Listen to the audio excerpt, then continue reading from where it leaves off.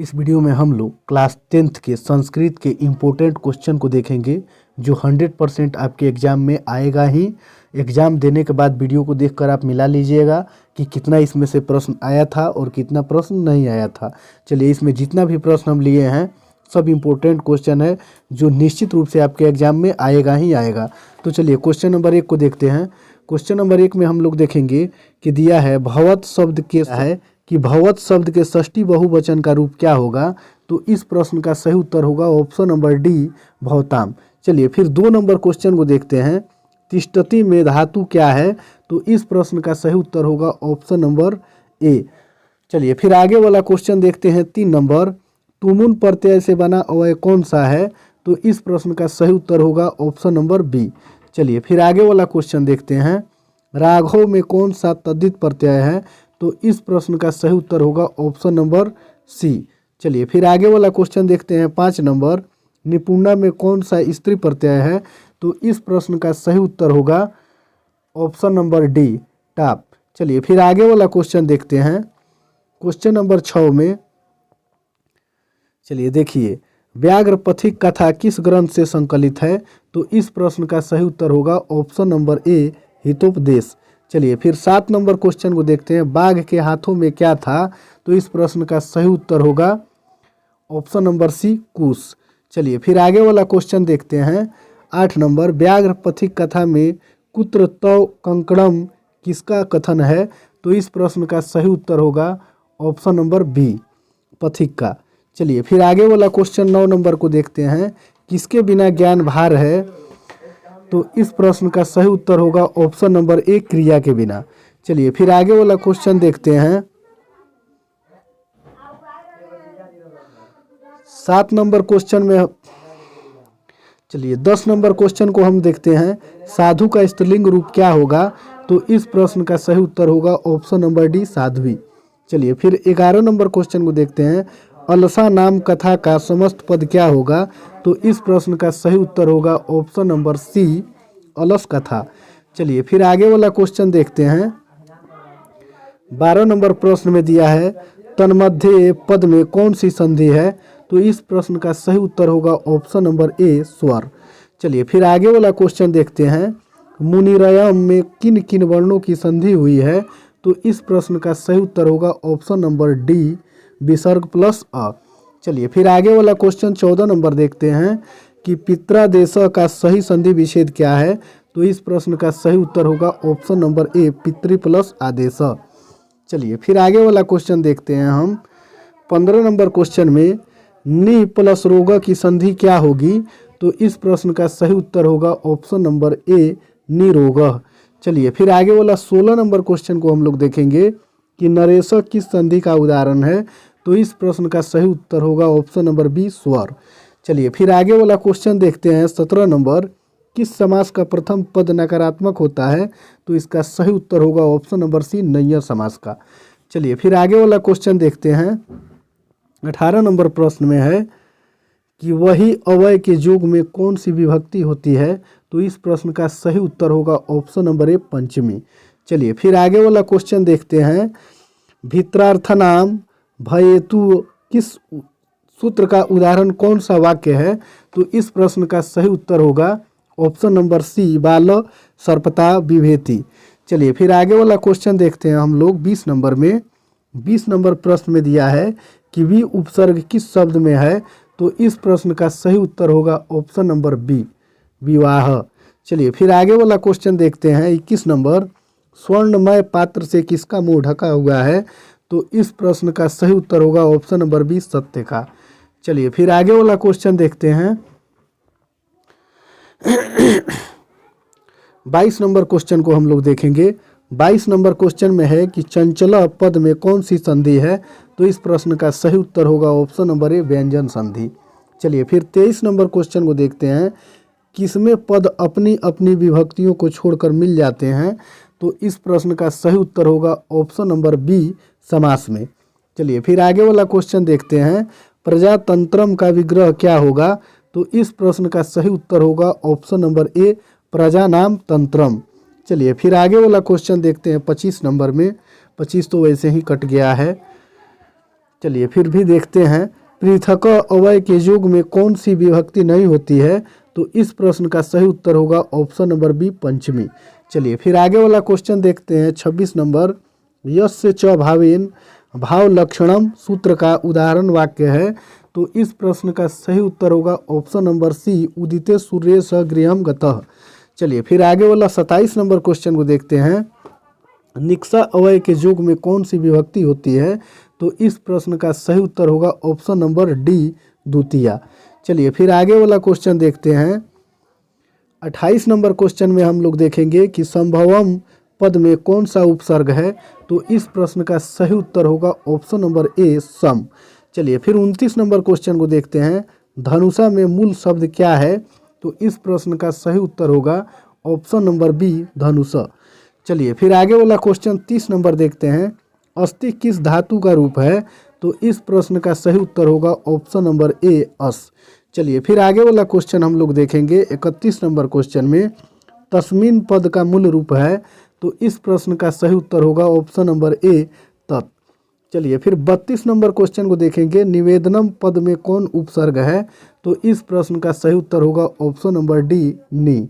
चलिए फिर 33 number question को देखते हैं, किस पद में परि उपसर्ग है? तो इस प्रश्न का सही उत्तर होगा ऑप्शन नंबर ए, परिणामम। चलिए फिर 34 नंबर क्वेश्चन को हम लोग देखेंगे, किस वाक्य में सप्तधिकरणे च सूत्र में सप्तमी विभक्ति हुई है? तो इस प्रश्न का सही उत्तर होगा ऑप्शन नंबर सी, आगते रामे मोहन गृहम गतः। चलिए फिर 35 नंबर क्वेश्चन को देखते हैं, अंतरम अवयव के युग में कौन सी विभक्ति होती है? तो इस प्रश्न का सही उत्तर होगा ऑप्शन नंबर ए, तृतीया। चलिए फिर आगे वाला 36 नंबर क्वेश्चन को हम लोग देखेंगे। क्वेश्चन नंबर 36 में दिया है कि पक्षी वृक्षम उपवसति वाक्य में किस सूत्र का उदाहरण है? तो इस प्रश्न का सही उत्तर होगा ऑप्शन नंबर ए। चलिए फिर आगे वाला क्वेश्चन देखते हैं हम लोग, 37 नंबर प्रश्न में दिया है कि उक्त कर्म में कौन सी विभक्ति होती है? तो इस प्रश्न का सही उत्तर होगा ऑप्शन नंबर बी, तत्पुरुष। चलिए फिर आगे वाला प्रश्न है,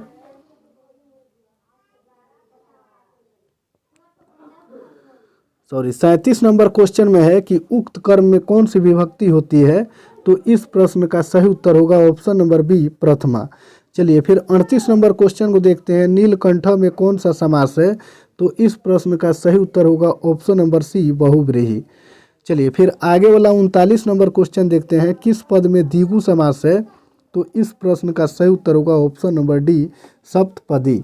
चलिए देखिए, द्विगु समास में पहले ही संख्या का बोध होता है, और नीलकंठ जो ये 38 नंबर में दिया है, इसमें जितना भगवान और राक्षसों का नाम होगा सब बहुव्रीहि समास होता है, इसको आप याद रखिएगा। चलिए फिर आगे वाला क्वेश्चन देखते हैं, 40 नंबर में है कि किस समास का उत्तर पद प्रधान होता है? तो इस प्रश्न का सही उत्तर होगा ऑप्शन नंबर ए, तत्पुरुष। तत्पुरुष समास में जो उत्तर पद होता है वो प्रधान होता है। चलिए फिर आगे वाला क्वेश्चन देखते हैं, 41 नंबर क्वेश्चन में है कि जनक की सभा में कौन थी? तो इस प्रश्न का सही उत्तर होगा ऑप्शन नंबर ए, मैत्रेयी। चलिए फिर आगे वाला क्वेश्चन देखते हैं, मथुरा विजयम किसकी रचना है? तो इस प्रश्न का सही उत्तर होगा option number C, Ganga Devi. चलिए फिर 43 नंबर क्वेश्चन को देखते हैं, विशाल संस्कृत साहित्य किसके द्वारा संवर्धित है? तो इस प्रश्न का सही उत्तर होगा ऑप्शन नंबर बी, शास्त्रकारों। चलिए फिर आगे वाला क्वेश्चन देखते हैं, 44 नंबर क्वेश्चन में है कि भारत महिमा, चलिए 44 नंबर क्वेश्चन में है कि भारत महिमा पाठ में पुराणों से कितने गद्य पद्य संकलित हैं? तो इस प्रश्न का सही उत्तर होगा ऑप्शन नंबर बी, 2। चलिए फिर आगे वाला क्वेश्चन देखते हैं, 45 में, भारत महिमा पाठ में गायंती देवा किल गीतकानी डैश पद किस पुराण से लिया गया है? तो इस प्रश्न का सही उत्तर होगा ऑप्शन नंबर सी, विष्णु पुराण से लिया गया है। चलिए फिर आगे वाला क्वेश्चन देखते हैं, क्वेश्चन नंबर 46 में है, भारत भूमि सदा किससे सेवित है? तो इस प्रश्न का सही उत्तर होगा ऑप्शन नंबर डी, इनमें से सभी से। चलिए फिर आगे वाला क्वेश्चन देखते हैं, गर्भाधान संस्कार का प्रयोजन क्या है? तो इस प्रश्न का सही उत्तर होगा ऑप्शन नंबर डी, इनमें से सभी। चलिए फिर आगे वाला क्वेश्चन देखते हैं, चलिए 48 नंबर क्वेश्चन को हम लोग देखेंगे। मध्य समुद्रे अस्तम गच्छन्ति रेखांकित पद का प्रश्न निर्माण निम्न में से कौन सा है? तो इस प्रश्न का सही उत्तर होगा ऑप्शन नंबर बी का। चलिए फिर आगे वाला क्वेश्चन देखते हैं। मिथिला में वीरेश्वर कौन थे? तो इसका सही उत्तर होगा ऑप्शन नंबर ए मंत्री। चलिए फिर 50 नंबर क्वेश्चन है। गोल घर कहाँ है? तो इसका सही उत्तर होगा ऑप्शन नंबर बी पटना में। चलिए फिर आगे वाला क्वेश्चन देखते हैं। 51 नंबर क्वेश्चन में है कि अंत्येष्टि संस्कार कब होता है? तो इस प्रश्न का सही उत्तर होगा ऑप्शन नंबर ए मरणोपरांत। चलिए फिर आगे वाला क्वेश्चन देखते हैं। जन्म पूर्व कितने संस्कार होते हैं? तो इस प्रश्न का सही उत्तर होगा ऑप्शन नंबर सी 3। चलिए फिर आगे वाला क्वेश्चन देखते हैं। समावर्तन संस्कार का उद्देश्य क्या है? तो इसका सही उत्तर होगा ऑप्शन नंबर ए गुरुगृह में गृहस्थ जीवन में प्रवेश करना। चलिए फिर आगे वाला क्वेश्चन हम लोग देखेंगे। 54 नंबर क्वेश्चन में है कि किस संस्कार के साथ लोग वास्तविक गृहस्थ जीवन में प्रवेश करते हैं? तो इस प्रश्न का सही उत्तर होगा ऑप्शन नंबर बी विवाह। चलिए फिर 55 नंबर क्वेश्चन को देखते हैं। नीति श्लोका पाठ किस ग्रंथ से संकलित है? तो इस प्रश्न का सही उत्तर होगा ऑप्शन नंबर ए विदुर नीति। चलिए फिर आगे वाला क्वेश्चन देखते हैं। विद्या की रक्षा किससे होती है? तो इस प्रश्न का सही उत्तर होगा ऑप्शन नंबर सी योग से। चलिए फिर आगे वाला क्वेश्चन देखते हैं। नीति श्लोका पाठ के आधार पर सुख देने वाली क्या है? तो इस प्रश्न का सही उत्तर होगा ऑप्शन नंबर डी अहिंसा। चलिए फिर आगे वाला क्वेश्चन देखते हैं। नीति श्लोका पाठ में कितने श्लोक हैं? तो इस प्रश्न का सही उत्तर होगा ऑप्शन नंबर बी 10। चलिए फिर आगे वाला 59 नंबर क्वेश्चन में है कि राम परवेश राम को छात्राणाम अध्ययनम तप का उपदेश किसने दिया? तो इस प्रश्न का सही उत्तर होगा ऑप्शन नंबर सी गुरु ने। चलिए फिर 60 नंबर क्वेश्चन को देखते हैं। राम परवेश राम का जन्म किस गांव में हुआ था? तो इस प्रश्न का सही उत्तर होगा ऑप्शन नंबर डी भिखनटोला। चलिए फिर 61 नंबर क्वेश्चन को देखेंगे। दलित ग्रामवासी पुरुष की कथा किस पाठ में है? तो इस प्रश्न का सही उत्तर होगा ऑप्शन नंबर ए कर्मवीर कथा में। चलिए फिर आगे वाला क्वेश्चन हम लोग देखेंगे। आगे वाला क्वेश्चन है कि स्वामी दयानंद का जन्म किस राज्य में हुआ था? तो इस प्रश्न का सही उत्तर होगा ऑप्शन नंबर सी गुजरात। चलिए फिर आगे वाला क्वेश्चन देखते हैं। चलिए फिर आगे वाला क्वेश्चन देखते हैं। आगे वाला प्रश्न में दिया है। चलिए फिर अगला क्वेश्चन है 63 में कि स्वामी दयानंद के बचपन का नाम क्या था? तो इसका सही उत्तर होगा ऑप्शन नंबर बी मूलशंकर। चलिए फिर आगे वाला क्वेश्चन देखते हैं। रात्रि जागरण छोड़कर मूलशंकर कहाँ गए? तो इस प्रश्न का सही उत्तर होगा ऑप्शन नंबर ए घर चले गए। चलिए फिर आगे वाला क्वेश्चन देखते हैं। 65 नंबर क्वेश्चन में है स्वामी दयानंद घर छोड़कर घूमते हुए कहाँ पहुँचे? तो इसका सही उत्तर होगा ऑप्शन नंबर बी मथुरा। चलिए फिर आगे वाला क्वेश्चन देखते हैं। क्वेश्चन नंबर 66 में है कि DAV विद्यालय की स्थापना कब हुई? तो इस प्रश्न का सही उत्तर होगा ऑप्शन नंबर सी 1883 ईस्वी में। चलिए फिर 67 नंबर क्वेश्चन में है मंदाकिनी का अर्थ क्या है? तो इस प्रश्न का सही उत्तर होगा ऑप्शन नंबर ए गंगा नदी। चलिए फिर आगे वाला क्वेश्चन देखते हैं। मंदाकिनी वर्णम पाठ में कहाँ की गंगा का वर्णन है? तो इस प्रश्न का सही उत्तर होगा ऑप्शन नंबर बी चित्रकूट की। चलिए फिर आगे वाला क्वेश्चन देखते हैं। मंदाकिनी वर्णम पाठ में के कवि कौन है? तो इस प्रश्न का सही उत्तर होगा ऑप्शन नंबर सी वाल्मीकि। चलिए फिर आगे वाला क्वेश्चन देखते हैं। 70 नंबर प्रश्न में है कि राम ने विशालाक्षी से किसको संबोधित किया है? तो इस प्रश्न का सही उत्तर होगा ऑप्शन नंबर ए सीता को। चलिए फिर आगे वाला क्वेश्चन देखते हैं। 71 नंबर क्वेश्चन में है कि किम प्लस त्रल से कौन सा अवयव बनेगा? तो इस प्रश्न का सही उत्तर होगा ऑप्शन नंबर बी कुत्र। चलिए फिर आगे वाला क्वेश्चन है कि पृष्ठवान में कौन सा प्रत्यय है? तो इस प्रश्न का सही उत्तर होगा ऑप्शन नंबर ए कत्वतु। चलिए फिर 73 नंबर क्वेश्चन में देखते हैं। हन धातु के लट लकार प्रथम पुरुष बहुवचन का रूप कौन सा होगा? तो इस प्रश्न का सही उत्तर होगा ऑप्शन नंबर डी घनंती। चलिए फिर आगे वाला क्वेश्चन देखते हैं। किस समास का उभय पद प्रधान होता है? तो इस प्रश्न का सही उत्तर होगा ऑप्शन नंबर ए द्वंद्व। चलिए फिर आगे वाला क्वेश्चन देखते हैं, किस पद में स्वर संधि है? तो इस प्रश्न का सही उत्तर होगा ऑप्शन नंबर ए, सैनम। चलिए फिर आगे वाला क्वेश्चन देखते हैं, कंकड़म का संधि विच्छेद क्या होगा? तो इस प्रश्न का सही उत्तर होगा ऑप्शन नंबर सी, कमजोड़ अकड़म। चलिए फिर 77 नंबर क्वेश्चन को देखते हैं, एतत् प्लस श्रुत्वा की संधि क्या होगी?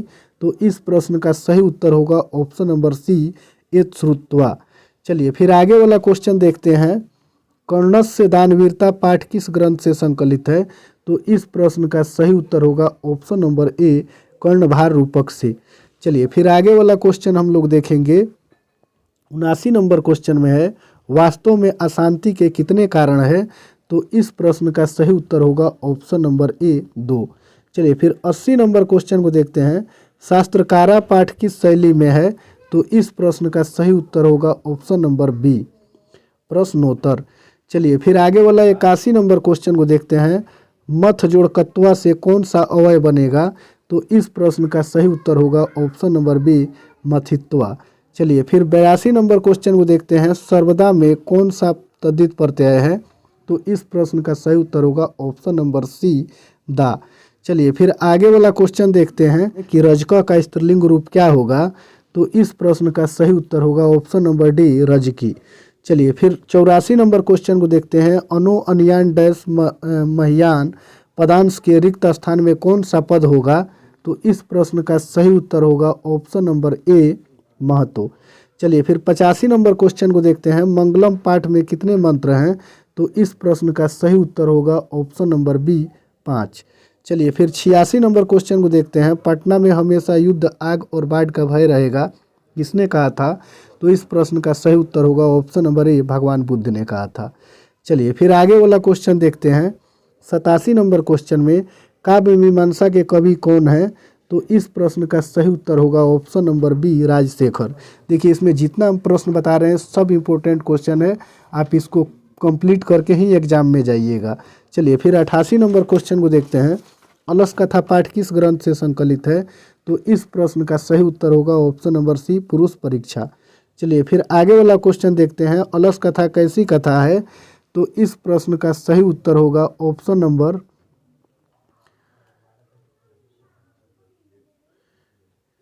चलिए इस प्रश्न का सही उत्तर होगा ऑप्शन नंबर डी, व्यंग्यात्मक कथा। चलिए फिर आगे वाला क्वेश्चन देखते हैं, 90 नंबर क्वेश्चन में, अच्युत राय कहाँ के राजा थे? तो इस प्रश्न का सही उत्तर होगा ऑप्शन नंबर ए, विजयनगर के। चलिए फिर आगे वाला क्वेश्चन देखते हैं, 91 नंबर क्वेश्चन में है, जब अलसाला में आग लगी तब कौन भाग गया? तो इस प्रश्न का सही उत्तर होगा ऑप्शन नंबर सी, धूर्त। चलिए फिर 92 नंबर क्वेश्चन है, सिख संप्रदाय के 10वें गुरु कौन थे? तो इस प्रश्न का सही उत्तर होगा ऑप्शन नंबर ए, गुरु गोविंद सिंह। चलिए फिर आगे वाला क्वेश्चन देखते हैं, हम सबों में भारतवर्ष के प्रति क्या होनी चाहिए? तो इस प्रश्न का सही उत्तर होगा ऑप्शन नंबर डी, देशभक्ति। चलिए फिर आगे वाला क्वेश्चन देखते हैं, कौन सा स्त्री प्रत्यय है? तो इस प्रश्न का सही उत्तर होगा ऑप्शन नंबर ए, डिस। चलिए फिर 95 नंबर क्वेश्चन को देखते हैं, ज्ञान प्लस मतुप से कौन सा शब्द बनेगा? तो इस प्रश्न का सही उत्तर होगा ऑप्शन नंबर ए, ज्ञानवान। चलिए फिर 96 नंबर क्वेश्चन को देखते हैं, सानच प्रत्यय का उदाहरण कौन सा पद है? तो इस प्रश्न का सही उत्तर होगा ऑप्शन नंबर डी, वर्तमानम। चलिए फिर आगे वाला क्वेश्चन देखते हैं, 97 नंबर क्वेश्चन में है कि नमन में कौन सा प्रत्यय है? तो इस प्रश्न का सही उत्तर होगा ऑप्शन नंबर बी, सस्त्री। चलिए फिर 98 नंबर क्वेश्चन को देखते हैं, ठक प्रत्यय से कौन सा पद बना है? तो इस प्रश्न का सही उत्तर होगा ऑप्शन नंबर डी, धार्मिक। चलिए फिर आगे वाला क्वेश्चन देखते हैं, 99 नंबर, भवेत किस लकार का रूप है? तो इस प्रश्न का सही उत्तर होगा ऑप्शन नंबर सी, विधिलिंग। चलिए फिर 100 नंबर क्वेश्चन को देखते हैं, 100 नंबर प्रश्न में दिया है कि वाची में कौन सा विभक्ति है? तो इस प्रश्न का सही उत्तर होगा ऑप्शन नंबर बी, सप्तमी। चलिए इसमें कुछ और प्रश्न दिए हैं जिनको खंड ब में आप देख लीजिएगा, ये सभी गद्यांश है, इन गद्यांशों को पढ़ के और आपको उत्तर इसमें से बना लेने हैं। एक पद में आएगा ये, और पूर्ण वाक्य में भी इसका उत्तर देना होगा, और ये 3 नंबर को जो क्वेश्चन होगा इसमें एक समुचित शीर्षक देना होगा। तो समुचित शीर्षक देने के लिए देखिएगा कि इसमें सबसे अधिक बार कौन सा शब्द आया हुआ है और उस शब्द का महत्व क्या है। तो इसमें शीर्षक होना चाहिए दीपावली पर्व, दीपावली पर्व होना चाहिए। चलिए फिर आगे वाला क्वेश्चन हम देखते हैं। ये अथवा वाला है, इसको बनाइए या उसको, किसी इन दोनों में से एक ही को बनाना है। चलिए इन सभी गद्यांशों को आपको एक बार देख लेना है। चलिए फिर 8 अंक में आपको 2 पत्र लिखने हैं। कितने? 2 पत्र लिखने हैं, जिनमें दिया हुआ है कि अपने विद्यालय में आयोजित स्वतंत्रता दिवस समारोह का वर्णन करते हुए एक मित्र को पत्र लिखे संस्कृत में। फिर 2 नंबर में रहेगा परीक्षा शुल्क माफ करने हेतु प्रधानाध्यापक को एक आग्रह पत्र संस्कृत में लिखें। फिर 3 नंबर में है बड़े भाई के विवाह के समारोह में सम्मिलित होने के लिए मित्र को एक निमंत्रण पत्र संस्कृत में लिखें। और फिर 4 नंबर में कि अपने छोटी बहन को संस्कृत पढ़ने के लिए प्रेरित करते हुए एक संस्कृत में पत्र लिखें। इन चारों को आप एक बार देख करके जाइएगा। फिर निबंध में आपको है बोध गया, रक्षाबंधनम, कोरोना महामारी, इन सभी को आपको देख के जाना है। चलिए फिर और घ में है यहाँ गणतंत्र दिवस और सरस्वती पूजा, ये सभी इम्पोर्टेंट है, इसको आप देख करके जाइएगा। चलिए कुछ यहाँ अनुवाद भी दिए गए हैं और इन 16 प्रश्नों को आप तो बिल्कुल देख करके ही जाइएगा। जितना 16 क्वेश्चन है इन सभी इम्पोर्टेंट क्वेश्चन, ये सारे प्रश्नों को आपको देख करके ही जाने हैं।